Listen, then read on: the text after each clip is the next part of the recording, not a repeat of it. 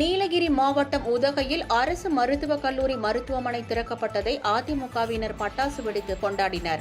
நீலகிரி மக்களின் கோரிக்கையை ஏற்று கடந்த 2019ஆம் ஆண்டு அப்போதைய முதலமைச்சர் எடப்பாடி பழனிசாமி மற்றும் முன்னாள் அமைச்சர் SP வேலுமணி ஆகியோர் முயற்சியால் மருத்துவக் கல்லூரி மருத்துவமனை அமைக்கப்பட்டதாக கூறி நீலகிரி மாவட்ட செயலாளர் கப்பச்சி வினோத் தலைமையிலான அதிமுகவினர் உதகை காபி ஹவுஸ் பகுதியில் பட்டாசு வெடித்தும் பொதுமக்களுக்கு இனிப்புகள் வழங்கி கொண்டாடினர்.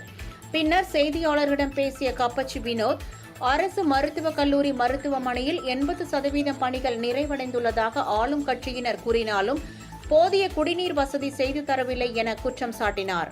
நீலகிரி மாவட்ட மக்களுடைய நீண்ட நாள் கோரிக்கையான மருத்துவமனையுடன் கூடிய மருத்துவ கல்லூரி திட்டத்தை சுமார் 447 கோடி மதிப்பிலே தந்தார்கள். இது 2020ஆம் ஆண்டு இதற்கு உண்டான அடிக்கல் நாட்டு விழா நடைபெற்று ஒரு வருட காலம் துரிதமாக அந்த வேலைகள் நடைபெற்றன.